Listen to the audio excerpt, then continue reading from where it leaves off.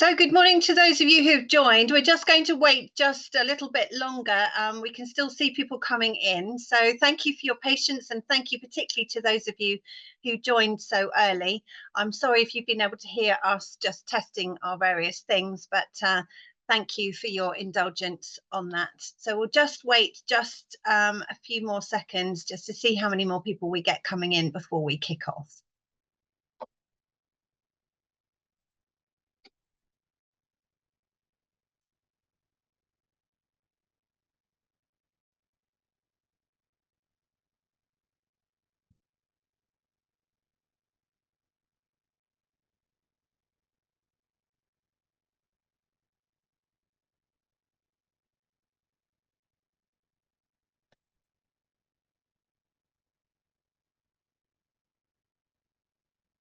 Certainly great to see some familiar names in our list of attendees. So thank you to those friends who are with us this morning, and to those who we don't know, or I don't know, but great to see people coming in thick and fast now. So I think we'll make a start, and other people can join us in the coming minutes. But I'd like to just give you a warm welcome this morning or this afternoon if you're further afield. Thank you so much for being with us, and it's a real pleasure to have you here at this important webinar. My name is Susanna Cartmel. I'm director of a communications company called Wren Media. I have nearly 30 years experience in communications and development, and me and my team are currently leading on the communications for SEADS. So today we'll be introducing the Joint Assessment Tool, or the JAT as it's shortened to, a groundbreaking tool that streamlines emergency assessments for crops and livestock. And we'll be hearing a bit more about that. But first of all, we will be hearing a little bit about LEGS and SEADS, the two emergency assessments for livestock and crops that are behind this obviously combined joint assessment tool. So I have with me this morning Susan Bishop from LEGS and Alistair Short from SEADS, who will give a brief introduction to these standards. But before that, I'd like to just draw your attention to the Q&A function at the bottom of your screen. We've disabled the chat, I think, so it'll be easier for you to put your questions, particularly to the panelists, in the Q&A. So please do, particularly as you hear the presentations this morning and the discussions I'll be having with the panelists, if you'd like to know more, then put your questions there, and Susan will be reviewing those, and we'll be having a time towards the end of the webinar to address some of those. And any questions not answered, we will be circulating after the webinar. So there will be an opportunity for those who haven't been able to attend us this morning to get some of those responses, and also for the others to receive those responses that we didn't get. We've just got a message to say that one of our panelists is struggling to join. I'm just going to ask my colleague Olivia, who's in the background, if she could send a link again to Crispin so that he could join us shortly as we just carry on with the introductions. So thank you. We will start with our brief introduction to LEGS, which is the Livestock Emergency Guidelines and Standards. And we warmly welcome Susan Bishop, who is a veterinarian with extensive experience in humanitarian and development context. And she is currently the LEGS technical and project manager. So she will be starting off, and following straight on from her is Alistair Short, who is our coordinator for SEADS, and he will introduce the standards for supporting agricultural livelihoods in emergency, which is SEADS.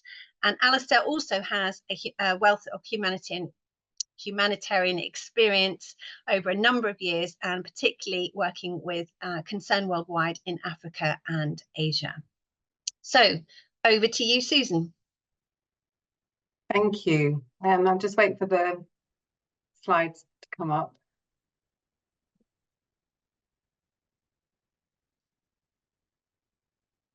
That's great. Thank you very much. So I'm going to give you a short update on the Livestock Emergency Guidelines and Standards. If I could have the next slide, please. Thank you.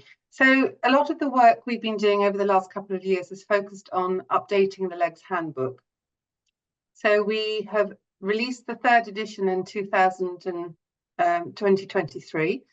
And this was based on extensive discussion with the LEGS community of practice. Could I have the next bullet point, please? Thank you. New learning and also updated case studies. It's available in English, Arabic, French and Spanish, and it's available as hard copy, PDF or interactive platform. And if you want to get more information on how you can actually access these different versions, you can visit the handbook page of our website. Can I have the next slide, please? So in terms of the actual update and what's been changed, the LEGS handbook is made up of 2 sections. So we have general principles, decision making and planning, and there are many synergies with SEADS in this section. The 8 LEGS principles have replaced the old core standards and cross-cutting issues in the previous edition of the handbook. And the first 5 principles are the same as the 5 SEADS principles. The second part of the handbook looks at specific LEGS interventions, which cover the 6 technical chapters. And each technical chapter includes standards, key actions, and guidance notes. And again, this is the same terminology which is used in SEADS. So the overall structure remains the same, but we have reordered the technical chapters to make the flow more logical, so that they begin with feed and water, then go on to veterinary support, technical standards for livestock shelter and settlement, livestock offtake, and followed by provision of livestock. Next slide, please. So here's a little update on the LEGS training programme. The LEGS Training of Trainers course, we are about to start updating the course based on the current handbook, and this will be available in English in early 2025 and in the other languages a few months after the release of the English version. The core training, this has already been updated in line with the new handbook, and the English training materials have recently been made available to LEGS. And to LEGS trainers, and the other language version should be made available in the next couple of months. We also have some online courses. We have the LEGS Core Training online course, which has the same content as the 3-day in-person training course. And then we have 3 self-paced e-modules. We have 1 on drought, 1 on gender, and we have a LEGS refresher module. And again, all this information and also access to the self-paced e-modules is available on the website. And then finally, just a little update on LEGS resources. Again, on the website, if you go to the resources page, we have a number of publications and also videos. Under publications, we have technical briefs, discussion papers and tools amongst other papers. The 10 things you should know about LEGS video has recently been updated, again, to be in line with the new edition of the handbook. We have just published a winter storms and extreme cold weather events technical brief, and a webinar on this will be held at the end of October. So please do sign up. There is information that has been advertised, and there is information on the website under our news page on this. And of course, we now have the LEGS-SEADS Joint Assessment Tool. So thank you, and I'll hand over to Alistair. Thank you, Susan. I'm delighted to be here today and to tell you a little bit about SEADS standards for crop-related response. Next slide, Olivia. Thank you. The SEADS handbook is a set of international principles and minimum standards that support those responding to a humanitarian crisis to design, implement and evaluate crop-related crisis responses. The SEADS handbook was published in November 2022 in English, and a series of training events will be rolled out worldwide, as well as the translation of the handbook into Arabic, French and Spanish in this next 3-year project cycle. Why SEADS? Millions of people globally have livelihoods that are based on crops, and many of these people are susceptible to covariate and idiosyncratic shocks, which can disrupt their livelihoods, such as conflict, warfare, drought, flooding, pests and diseases, which appear in many places, and we'll talk about some of those found in Malawi today. be ever more intense in their impact and ever more frequent, often multiple shocks occurring consecutively. SEADS' purpose is to use minimum standards and principles to design, implement, and evaluate crop-related responses. One, by strengthening the quality of crop-related crisis responses. Two, by promoting the saving of lives by saving crop-related livelihoods before, during, and after a crisis. And three, supporting crop producers and associated systems, such as services and related policies and market elements. Next slide, please. SEADS, these are my favorite 4 words: determine, prioritize, track, and measure. SEADS helps users to determine if a crop-related response is appropriate, necessary, and feasible. Prioritize which crop-related response area may achieve livelihood objectives given the context. Track alignment of projects with standards, and measure impact from crop-related crisis responses. There are 5 SEADS principles. Use livelihood-based programming, participatory approaches, preparedness and early action, considers climate change and minimum environmental hazards, and establish coordinated responses. In the handbook, there are 5 technical chapters with minimum standards, and a total of 23 minimum standards. Next slide. We are 15 years behind LEGS, but following and learning with similar approaches, principles, and the use of livelihood objectives. SEADS trainings have been piloted in Ethiopia and Nepal to develop the practitioner course, and design consultants are finalizing the TOT course. TOTs and local NGO practitioner courses will be rolled out in English, Arabic, French, and Spanish regions during year 2, as we just now into our 2nd year of the SEADS Phase 2 project. We would be aiming for a Southern Africa regional TOT in year 3, which would be Q4 of 2025, so in about 12 months' time. And the last slide, please. The handbook is now translated into Arabic, French, and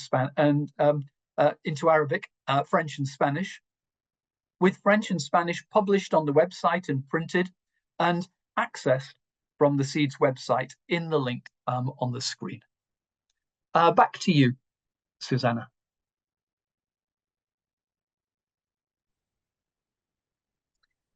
Thank you, Susan and Alistair, for that insightful introduction to LEGS and to SEADS. And that brings us now to take a deeper look at the Joint Assessment Tool. So I'd like to introduce our colleague Adrian Cullis, who is a freelance international.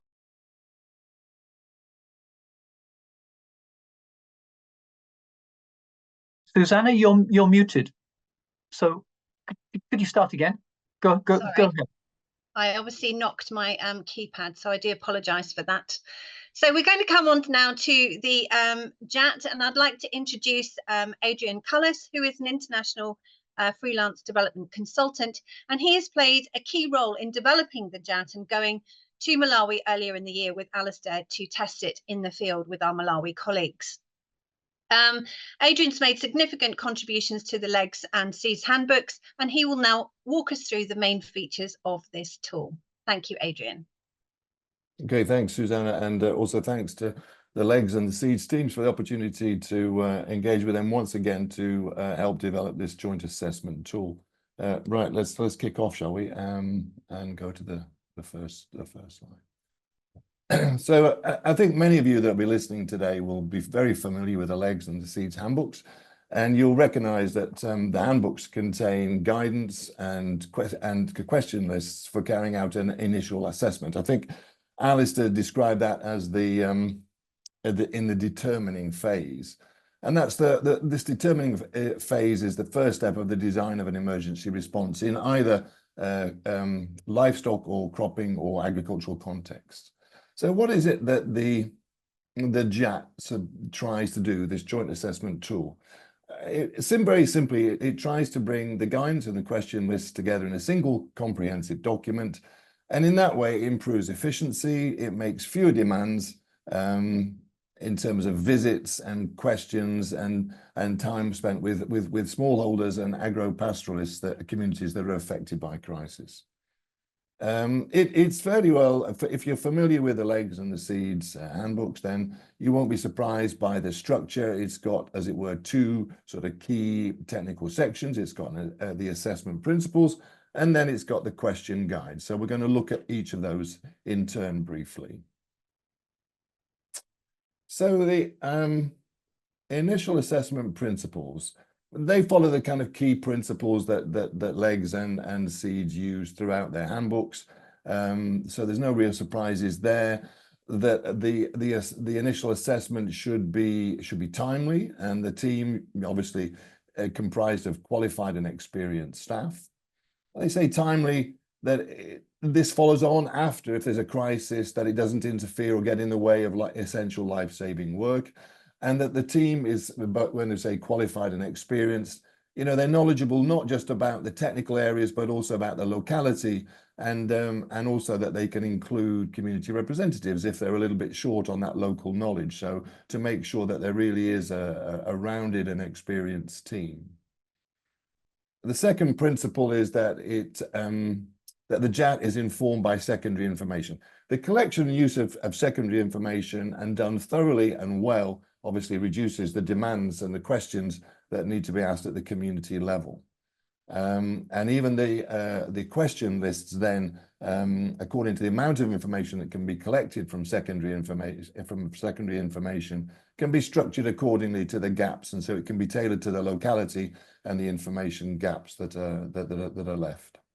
Next slide, please.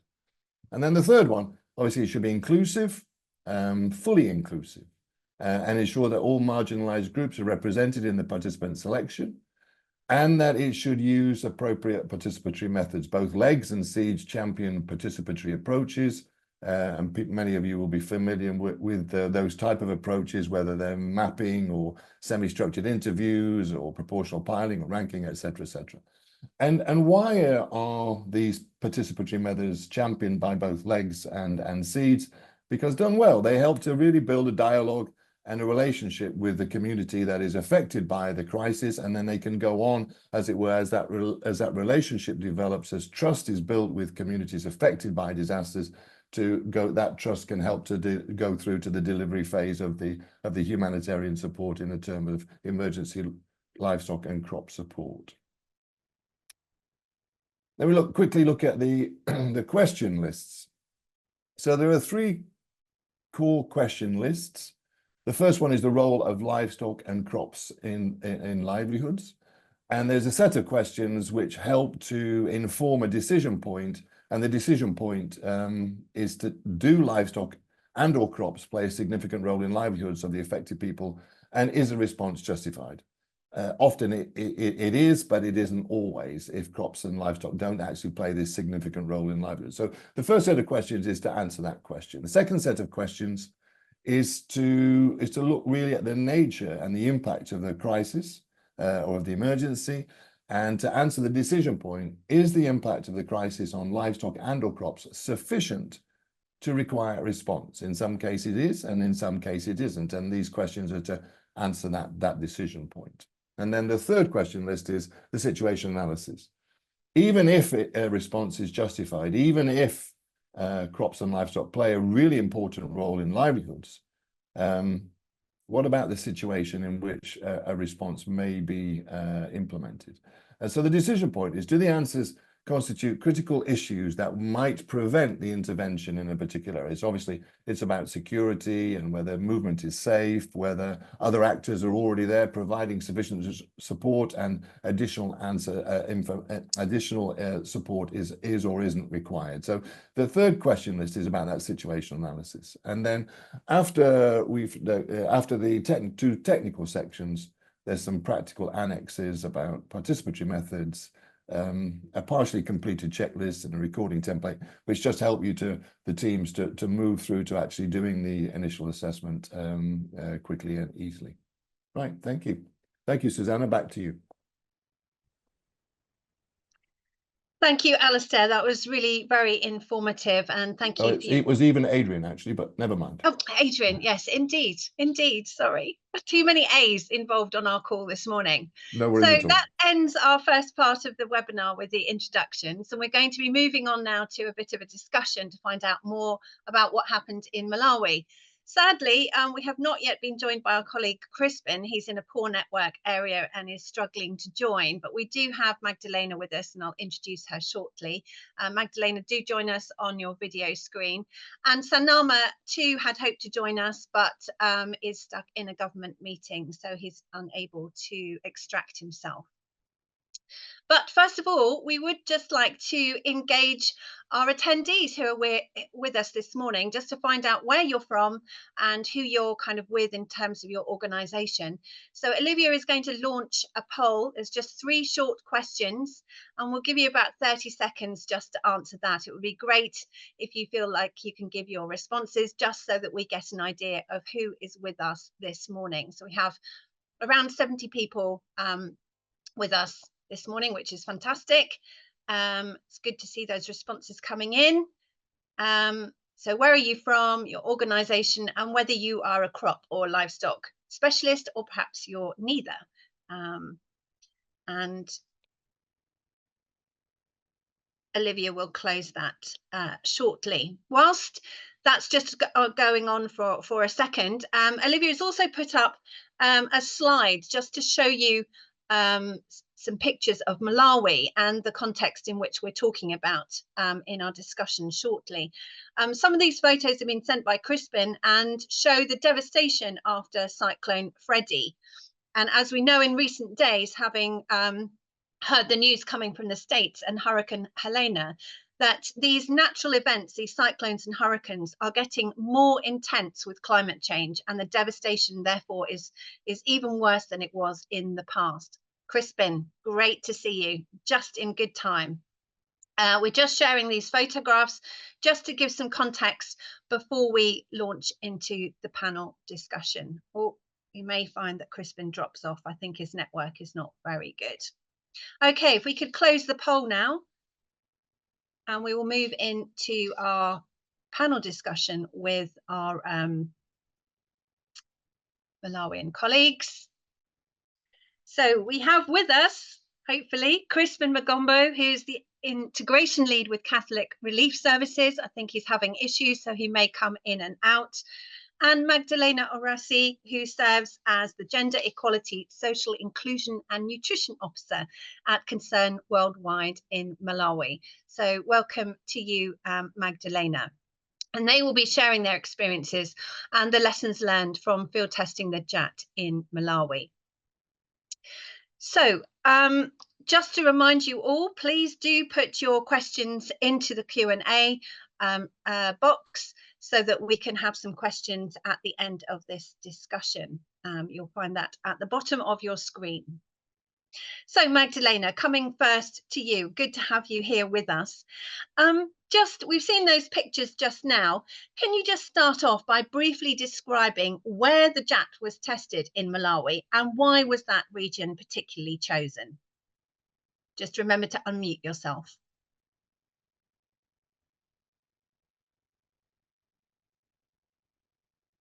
You're still on mute.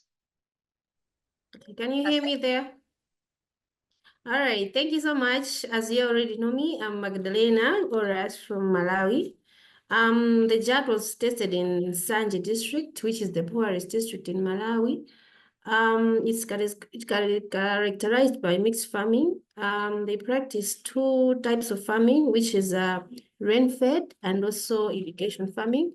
The time of rain-fed, they plant sorghum, millet, and maize and rice. While in irrigation farming, they plant sweet potatoes and maize. Some they intercrop them, some they don't intercrop them according to the availability of the plants.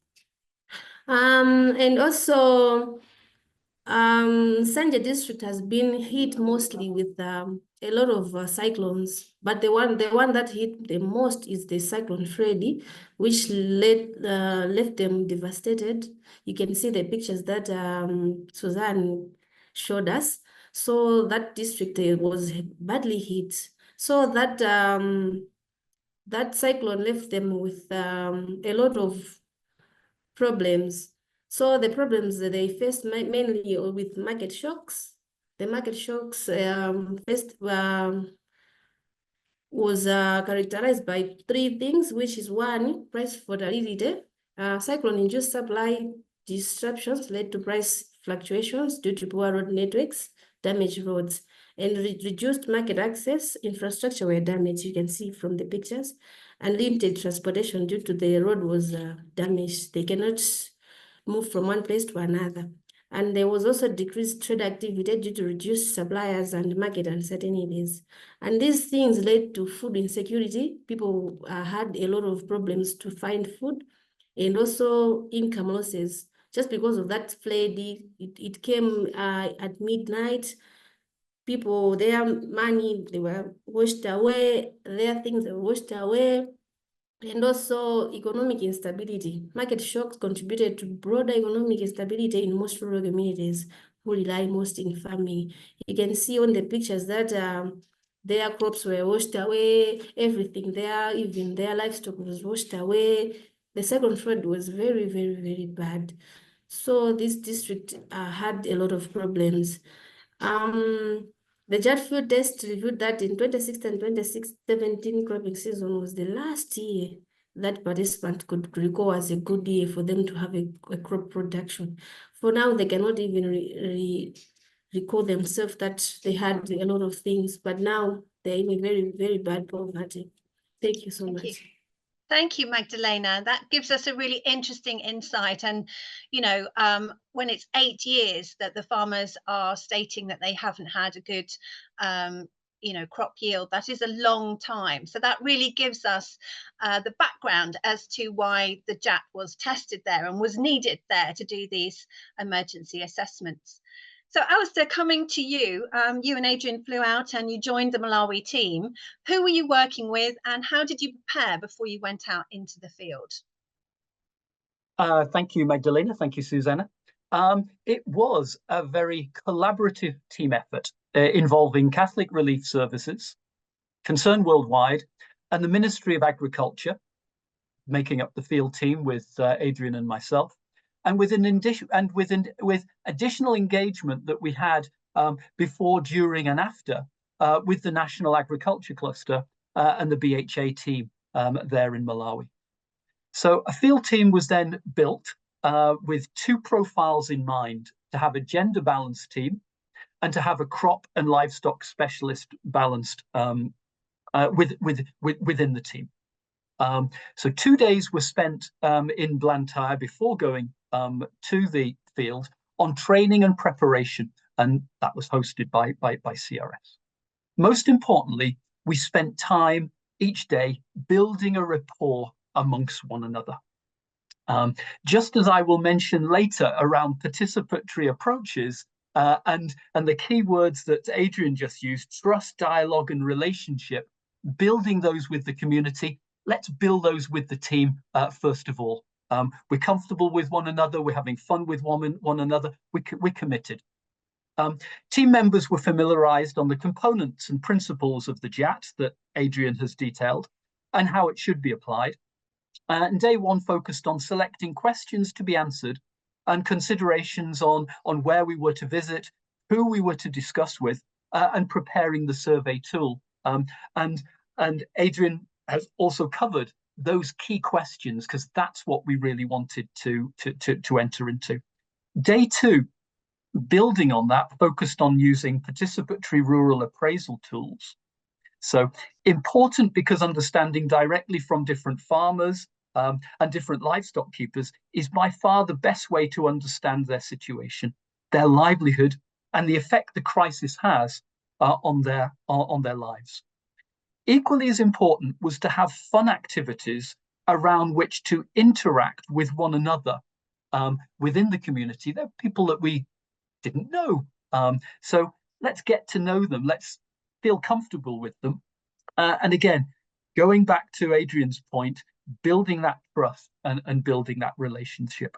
So as you can see, I'm a big fan of participatory approaches. So participatory tools, for me, are really useful in gaining a narrative and a story about the community and what happened, and based on which to then design a response together.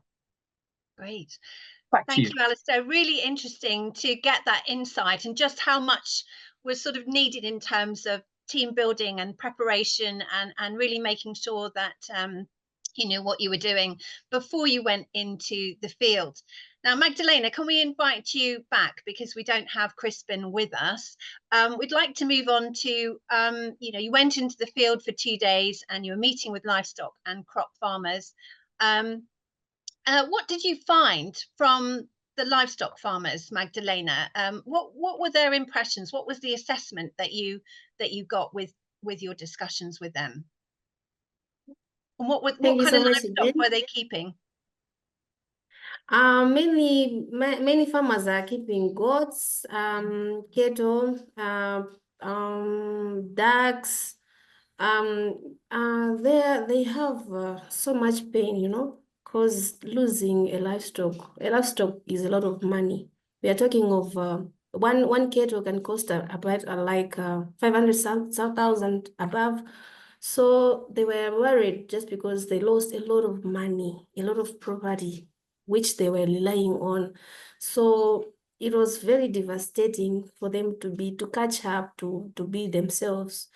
So it was very bad. But we went there, we did our assessment. We found that people really are facing a lot of things, and they really need to be helped in any other way that we can help. If there are some activities or some projects that can go there to help them, should be the first district to be helped. Yeah. Thank you, Magdalena. And Alistair, we don't have Sanama sadly with us this morning, but can you give us some insights from the crop discussions, or the discussions more on the crops and the farmers that were growing those crops? Sure. Delighted to do that. As Magdalena said, we investigated the nature of the crisis whilst in those communities. We understood better the pattern of farming, the summer rain-fed cropping, the really important winter irrigation there, and understanding these two seasons ahead of the pre-rain hunger season, which is a if you like a normal phenomena within the within the cycle, being much more exacerbated, and I'll talk about that in a moment. We didn't develop. Proportional piling tools have been available for a long time, as have timelines, but we use those in the community. We use the proportional piling for determining the proportion of the population owning animals, and the percentage of the different categories of types of farmers affected. And I'll come back to that in just a moment. Timelines were really interesting. Magdalena spoke about 7 years ago when they last had good income, good food, good nutrition from their crop production and from their animals and livestock. So we used timelines to understand the recent history of shocks in the survey area and the effect that this had on both crop and livestock production. Farmers and livestock keepers use beans to weight the effect of the crisis on their livelihoods over time. So we developed a matrix, which were then triangulated and discussed with different respondents. So the key learning. So the key learning I find, I've got two real key learnings, takeaways, if you like, part of what I call the narrative and the story that comes from those communities. The first would be the deterioration of crop production, yields, income over the past 7 years. So a deterioration, and this was this was weighted with the beans, so the number of beans reduced, and really interesting discussions about that, about the intensity of the shocks and about the recurrent nature, multiple shocks in some years. So the effects of the cyclones, the dry spells, the floods, the pests and the diseases. The pests, particularly the arrival 4 or 5, 6 years ago of the fall armyworm. So this deteriorating context, making it ever so difficult, really difficult for people to find a way out. The second real interesting finding for me was that we identified 3 main categories of farmers. Again, using proportional piling, about 20% of farmers identified themselves as using improved varieties, using fertilizer. These were resource-rich farmers that had the ability to adapt to hire labor, and hiring labor is really crucial in that livelihood system. 20% of those, almost everybody farms. So 20% of those that farm did not use improved variety. So no access to adapting to climate change, to more drought tolerant, to more flood tolerant varieties. All they used was grain and maybe a bit of organic fertilizer where possible. And of that 80%, 10% were identified that didn't even have enough resources, money, to rent land to be able to conduct irrigated farming. So very dependent on how can I say, unsustainable coping strategies, for sure. And having that knowledge, that context of the deterioration, having that knowledge of who these different farmers are, we didn't take it on to the next step of designing a crop-related response. But having that information, obviously we would have needed to have corroborated that and been there for another 7-10 days or so. But what we certainly would have got there is designing a differentiated crop-related response. Great. Those were my findings. Thank you. Those were the team findings that we had. That's what I took away from it. Yeah, all very, very interesting. Adrian, coming to you now, once you'd finished in the field, I think you did some more data analysis on the findings. What more information and insights did that give you? Well, I think that, when you draft a kind of a scenario and you plan it out, and then you have to pilot it and see if it works. And yeah, in the process, you realize that some of the questions are a bit clunky. They don't really make sense to the participants. So there's inevitability. There's the inevitability. There's that adaptation that is required to make it a bit smoother, to make it a bit more accessible. And the team were really good in as much as Alistair said, we didn't build a team. They built the team. We became a team, functioned very nicely together. They established a really tremendous dialogue with the host communities that we were piloting the JAT in. And then through their interactions with the communities, they also gave some feedback. This question doesn't really quite work. That question could be modified a little bit.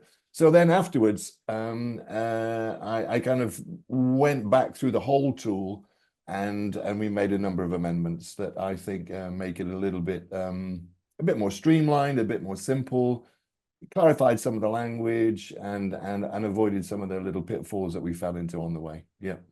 Great. And I believe that you then shared the results with other stakeholders in Malawi at the end of that week. How did they respond to what you found?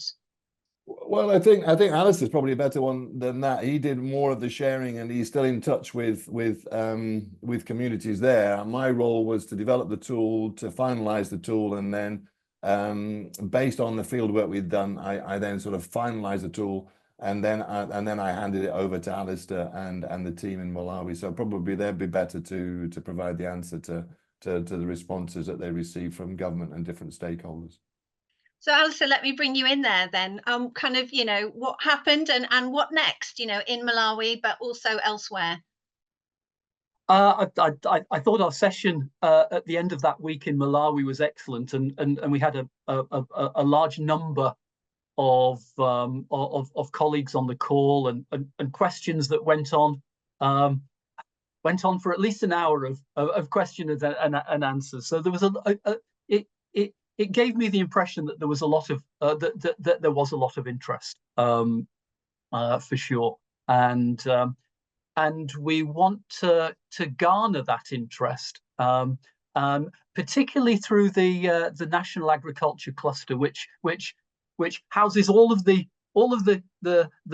organisations are represented in our small field team. So CRS, Concern Worldwide, and the Ministry of Agriculture, and many more, particularly FAO and a number of other big actors, Save the Children, who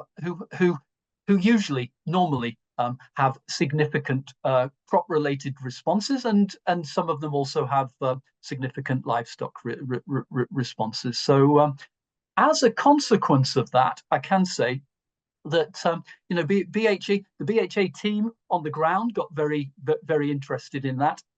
They're BHA the Bureau for Humanitarian Affairs, USAID funded. They I believe they funded LEGS. They certainly funded the first phase of SEADS and the second phase of SEADS. So they've been quite instrumental in supporting us, and they're very keen to promote. They're very keen to promote ahead of. We're currently in the hunger season, and we're going into the rainy season. So they're very keen to promote livelihoods assessments and general needs assessments, including using the JAT there in Malawi. They're also very keen to roll that out in Nepal and Ethiopia as well. They are priority countries for BHA. They're priority countries for them because they are countries that are susceptible to all the shocks that we've been talking about. Therefore, they are priority countries for SEADS and LEGS, and they're priority countries for our operational partners. So, to have their interest, to have their interest, and at a country level, engaging with the food security clusters, or in the case of Malawi, we have the agricultural the agriculture cluster there, is crucial. So having that, having more of them, making them more aware through things like the webinar, and also being able to say, well, the JAT is now published, and it's on our respective websites, and is available on those websites. It isn't included in the latest handbooks because it came afterwards. But if you like, it's a good companion and a simple tool to take to the field alongside your handbooks. Yeah, good. Thank you.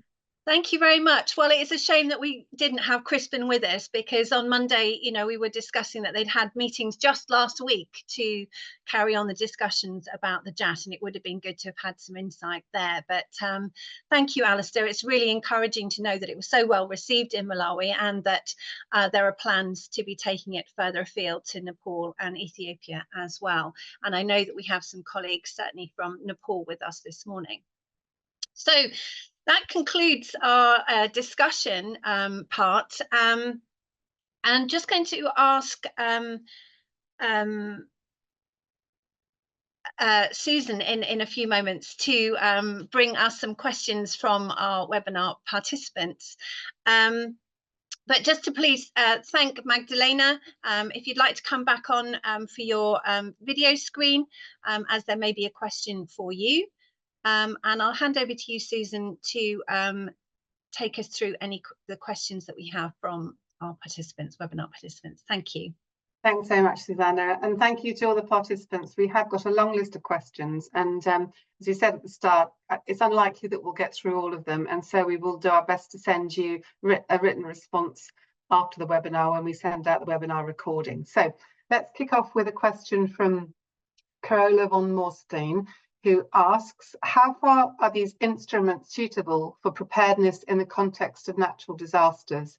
And I was going to put that question to you, Adrian.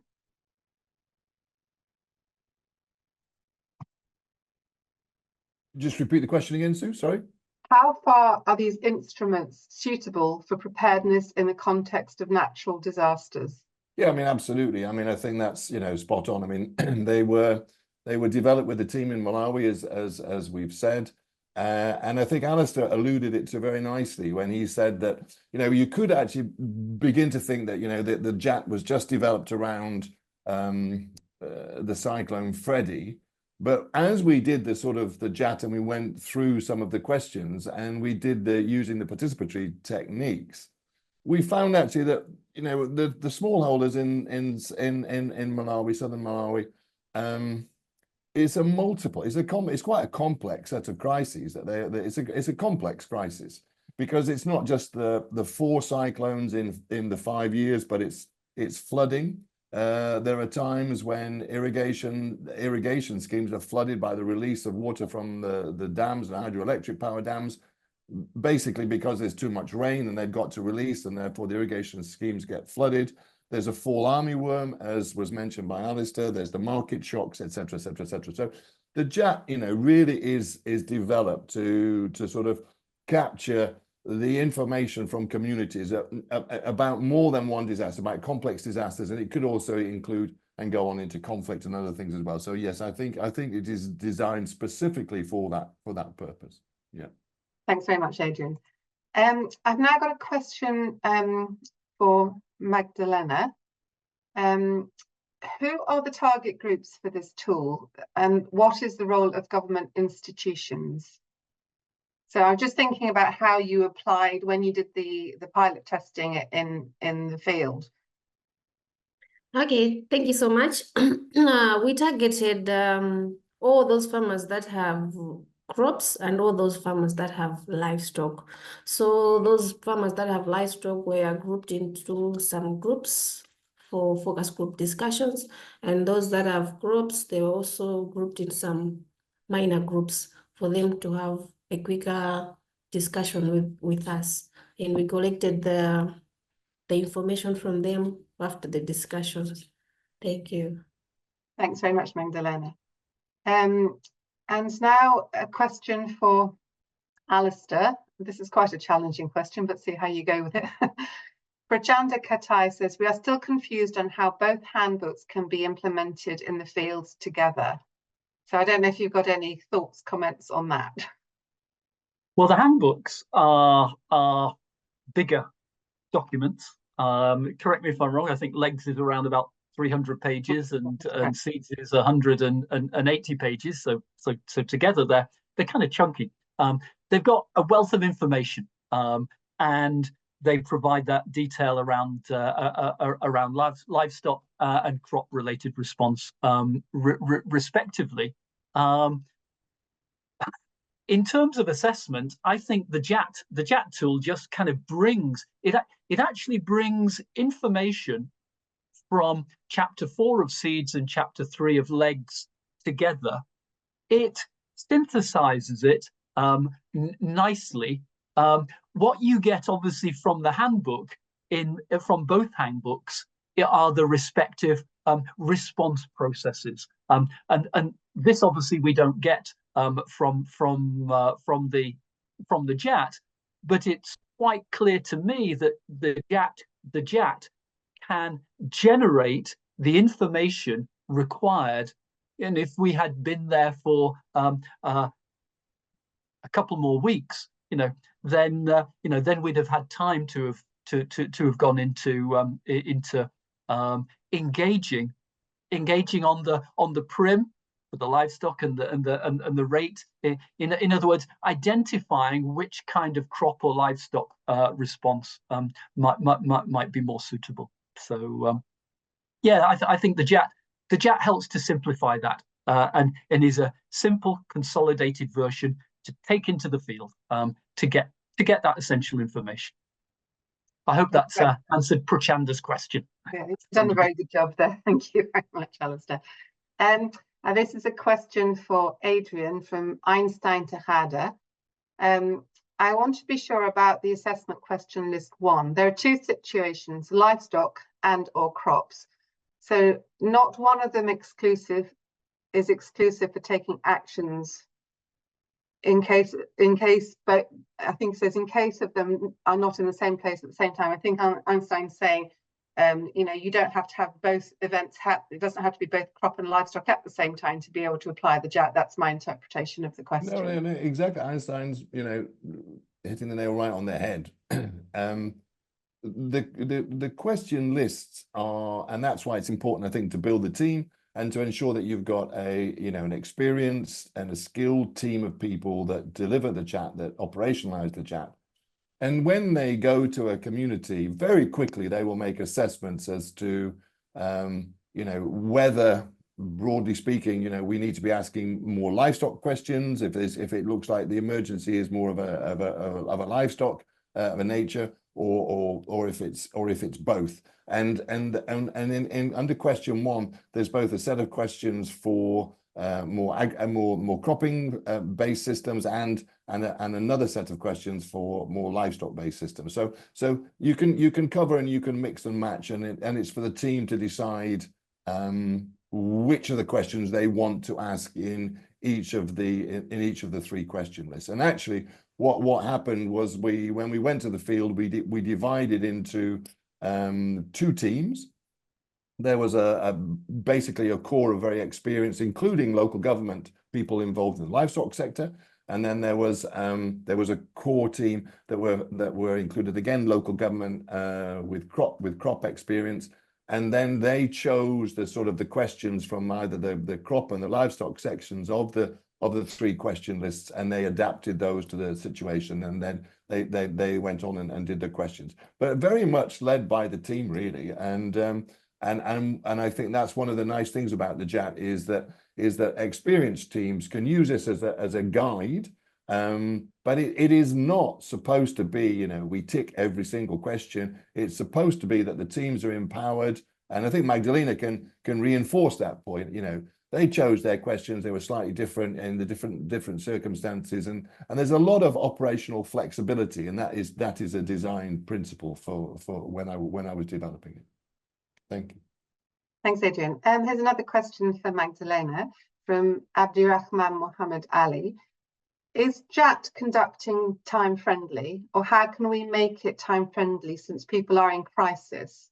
So I guess it's about, how you apply a JAT when there's a crisis going on and people are obviously very engaged in life-saving activities in many ways. So do you have any thoughts, Magdalena? Yeah, thank you so much. Currently, people are going to the dumbos. We said they're doing irrigation farming. So some, once they found money, once they sell their crops, they are buying some livestock, like chickens. Once they have money, they're buying some goats. So it's a gradual process that they are coming back to life, So it's not really that they can catch up that easily. So it's a gradual process. So they are going back to doing irrigation farming, and once they find money, they're buying the livestock. Thank you. Thank you very much. That's an excellent answer. Right, and now here's a question for Alistair from Zamir Ahmad. How can one ensure that the data collected from crops and livestock are harmonized and provide a clear picture of the situation on the ground? Good question. We were there for only 2.5 days and got a pretty clear picture of what was happening on the ground in a very limited area. I think when you're doing livelihood assessments, you need to cover much larger areas, and yes, that would be more time consuming. In that time, you can corroborate and triangulate the information much more. What we can say is that the story that we got from the two communities in Nsanje was very compatible and very much appeared to be the story from that limited area. The challenge there is the size of your would then be the size of the area that you would need then to survey. But yeah, once people are telling you, once people with different resources, different social groups are, if you like, telling pretty much the same story, then you go, well, yeah, that's pretty much the picture. And it is about engaging with different stakeholders and cross-checking everything that you have. Over. Thanks very much. Chip in, Sue, there just a little bit, absolutely. just to add. I think, you know, in the annex there is a very simple recording template, which will help people to collate the information from the different questions and as it were, not just to separate them out and leave them all separate, but actually to bring some of the answers from the different questions together in a very simple recording template. It's just a template at this point, but it helps. I think it does help people to, when they're doing the field work, to know where to feed the information in order that it comes together, and therefore, based on that analysis, then the decision making about whether a response is required or not becomes a little bit easier, I think, just to add that. Thanks. That's great. Actually, I was going to ask you this question, Adrian, so stay on. Okay, sorry. From Leon Nalugon, do you need to be a livestock or seed expert to carry out the JET assessment? I think that's actually a really good question. I think it is a really good question. I think it's a super question because it's like, you know, well, who goes to the field? I think there's a place for generalists in information collection, always, and data collection and doing interviews, etc., etc. When I say generalist, I think that's all right, but I still think they've got to be experienced in information collection from communities. That's a critical. If they're not familiar with participatory techniques, then obviously there's some training to be done there. And then I think a role of a generalist can be useful, particularly if they're good at facilitation, general information collection using participatory techniques, etc., etc., etc.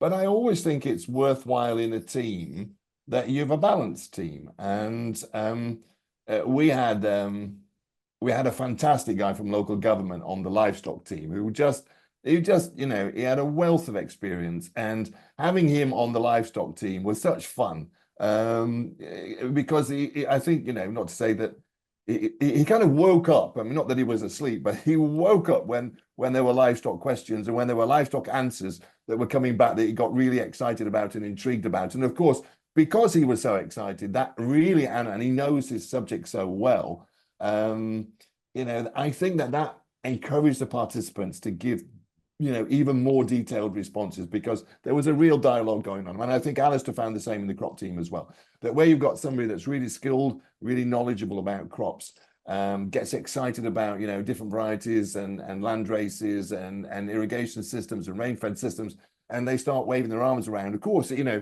so the community too get really excited, and then there's laughter, and then there's fun, and then information collection becomes much more rich exercise. So I think there is a need for a balance between those generalists and good facilitators and trainers and then the specialists. Yeah. Thank you very much, Adrian. I'm just going to say a quick thank you now to Alistair, Adrian and Magdalena for the questions. Sorry we haven't managed to get through them all, but as I said, we will get some answers to you. So I'm now going to hand back to Susanna as we are drawing towards the end of the webinar. We have, thank you, Susan, we have hit 11 o'clock, so I'm going to keep this very concise indeed, but just to thank once again all our panelists for taking part this morning. We were very sad that Crispin wasn't able to join us, and thank you to our webinar participants for joining us this morning and for the very many questions that I can see have appeared in the box, and we will be responding to those. So we will follow up and we will send links to the chat and contact details so that you can ask further questions and engage engage with us more in the coming weeks and months going forward. If you have not yet signed up to LEGS and SEADS newsletters, please do that. You will find the details on the websites, but we will put links in the email that we send as well, because that is where you'll find more details about upcoming training courses and new resources that are being developed from these very important emergency assessments. So once again, thank you very much for taking the time to join us this morning. It's really been appreciated to have such a good number of you here. Thank you for your interest, and goodbye. Have a good rest of your day.